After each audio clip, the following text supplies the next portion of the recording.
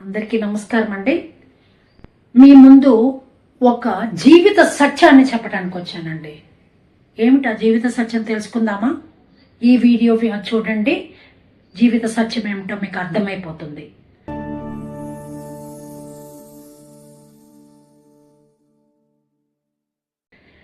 ఒక ఊరిలో సుబ్బయ్య అనే ఒక వ్యక్తి తన పనేదో తాను చేసుకున్నా అతనికి ఏందో తృప్తి లేదు. ఎంత సంపాదించుకున్నా కూడా తృప్తి అనేది లేదు. ఎదుటి వాళ్ళను చూస్తున్నాడండి. ఎదురుకుండా ఒక షాపు ఓనర్ కనిపిస్తున్నాడు. అతను చూస్తున్నాడు. వావ్, ఎంత ఆనందంగా ఉన్నాడో, ఎంత సౌఖ్యంగా ఉన్నాడో అనుకుంటున్నాడు. ఇటు పక్కన చూశాడు. ఇటు పక్కన చూసి ఇంకొక వ్యక్తిని చూశాడు, సోమయ్య అనే ఆయన్ని. అబ్బా, ఈయనంత ఆనందంగా ఉన్నాడు, నాకెందుకు ఈ ఆనందం లేదు? బావిలో కప్పలాగా నేను ఎందుకున్నాను? ఈ బావిలో కప్పలాగా నేను ఎందుకు బతుకుతున్నాను? భగవంతుడు ఎందుకు నాకు ఈ లైఫ్ ఇచ్చాడు అని చాలా మదన పడుతున్నాడండి. అతని బాధ తీరటం లేదు, రోజు బాధపడుతున్నాడు. అయితే అనుకోకుండా ఆ ఊరికి హిమాలయ పర్వతంలో తపస్సు చేసుకున్న ఒక సాధువు వచ్చాడు అని తెలిసింది. ఎవ్వరు వెళ్లకుండానే ముందు పరుగులెత్తుకుంటూ వెళ్ళాడండి సాధువు దగ్గరికి. వెళ్ళిపోయి ఆయన దగ్గర తన గోడు మొత్తం చెప్పుకున్నాడు. చెప్పి ఊరుకోలే, బోరున ఏడ్చేసేప్పటికీ పాపం ఆ సాధువు కొంచెం జాలి కలిగిందండి. కానీ ఇతని కనువిప్పు కలిగించాలి ఎలా? సరే, అంత ఏడుస్తున్నాడు కదా, చూడలేక ఒక మాట అన్నాడు. బాబు, నేను హిమాలయ పర్వతానికి వెళ్ళి తపస్సు చేసుకున్న తపశ్శక్తి ఏదైతే ఉందో అందులో నుంచి కొంచెం నీకు ధారపోస్తున్నా, తీసుకో. ఆ తపశ్శక్తి వలన నీకు ఎదుటివాడు వాడు బాగున్నాడు, వీడు బాగున్నాడు, వాడు బాగున్నాడు అంటున్నావు కదా, ఎవరు బాగున్నాడని నువ్వు అనుకుంటావో ఆ నిమిషంలో వాడిలోకి నువ్వు ప్రవేశిస్తావు. వాడు పొందే సర్వ సౌఖ్యాలు నువ్వు కూడా పొందవచ్చు అన్నాడు.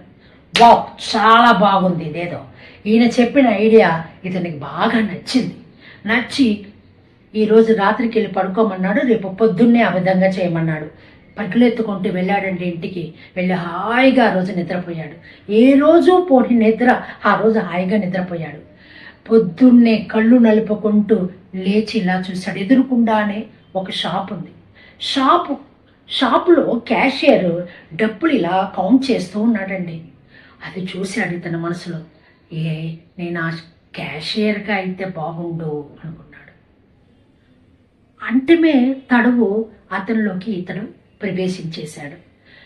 అంతే, టక్క లెక్క పెట్టుకుంటూ చాలా ఆనందాన్ని పొందుతున్నాడు. ఎప్పుడు ఇన్ని డబ్బులు నేను చూడలేదు అని వన్ బై వన్ డబ్బులు లెక్క పెట్టుకుంటూ ఆనందాన్ని పడిపోతూ ఉన్నాడు.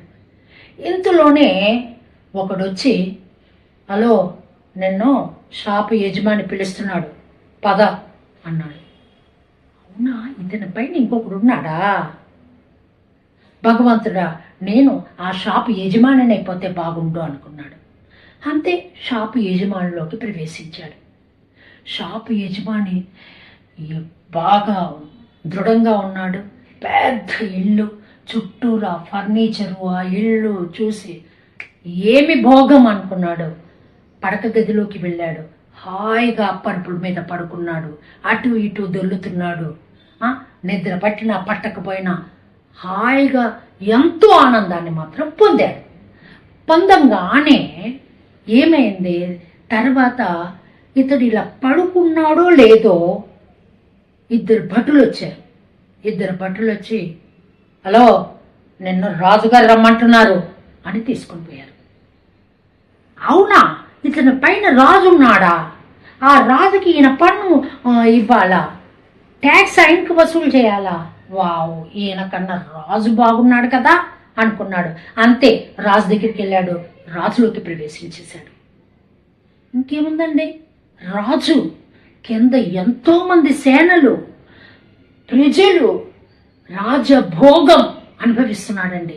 రాజభోగాలు అనుభవిస్తున్న ఈ రాజుకి అనుకోకుండానే 2-3 రోజుల్లోనే శత్రు సైన్యం వచ్చేసేసింది, శత్రు రాజులు వచ్చి పడ్డారు.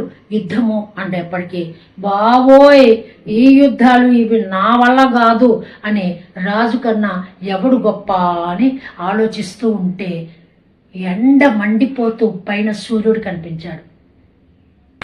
వీడికన్నా సూర్యుడు బాగున్నాడు కదా, సూర్యుడు నేనైపోతే బాగుండాలని సూర్యుడిలోకి వెళ్ళిపోయాడు. అది వెంటనే సూర్యుడిలోకి ప్రవేశించాడు.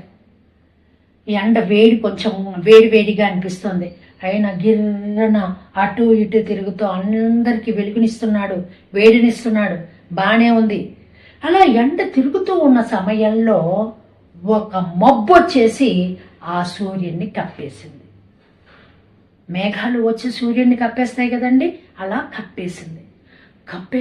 ఇదేంది, నేను ఇలాగ కప్పబడిపోయానేంటి అంటే నాకన్నా ఈ మేఘం గొప్పదా, అయితే నేను మేఘుడిని అయిపోవాలి అని మేఘంలోకి ప్రవేశించాడు. అంతే హాయిగా చల్లగా అటు ఇటు తిరుగుతూ ఉంది మేఘం. తిరుగుతూ ఉంటే ఒక పెద్ద బండ రాయి కనిపించిందండి. అక్కడ పెద్ద ఎత్తైన రాయి కనిపించగానే ఈ మేఘం కొట్టుకుంటూ అటు పోవాల్సి వచ్చింది. ఎవరు నన్ను ధర్ముతుంది అని ఇలా చూశాడు. గాలిబాబా. గాలి నన్ను తంతుంది. ఓ ఈ గాలిబావలాగా నేను మారిపోతే బాగుంటుంది కదా అనుకున్నాడు.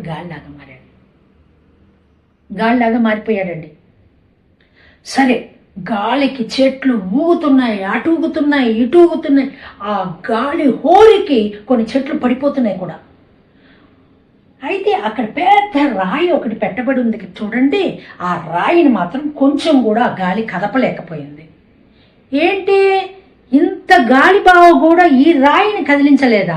అబ్బా, నేను ఈ రాయిని అయిపోతే బాగుండు అనుకున్నాడు. రాయి అయిపోయాడండి. ఆ రాయి ఏంటి, ఎప్పుడు తాను చెక్కే రాయే. అంటే ఇతడు ఒక శిల్పకారుడు. రాళ్ళని కొట్టి బొమ్మలు శిల్పాలుగా తయారు చేస్తాడు. చివరికి ఎక్కడొచ్చి చేరాడండి, తాను చేసే పనిలోకి వచ్చి చేరాడు. అప్పుడు అతనికి బుద్ధి వచ్చింది. ఎవరు చెయ్యాల్సిన పని వారే చెయ్యాలి. మేఘం చేయాల్సింది మేఘం, గాలి చేయాల్సింది గాలి, సూర్యుడు చేయాల్సింది సూర్యుడు, రాజు చేయాల్సింది రాజు, మంత్రి చేయాల్సింది మంత్రి. ఇతను చేయాల్సిన వృత్తి వాడిదే. అందులోనే తృప్తిని పొందాడు. హాయిగా జీవించటం మొదలుపెట్టాడు. కాబట్టి తృప్తి, సంతృప్తి ఇక్కడ ఉంటుంది. మన ఆలోచన కాదండి. ఇక్కడ తృప్తి కలిగినంత వరకు వేరొక ఆలోచన మనకు కలగదు. ఇది జీవిత సత్యమే కదా. సర్వే జన సుఖనో భవంతు. స్వస్తి.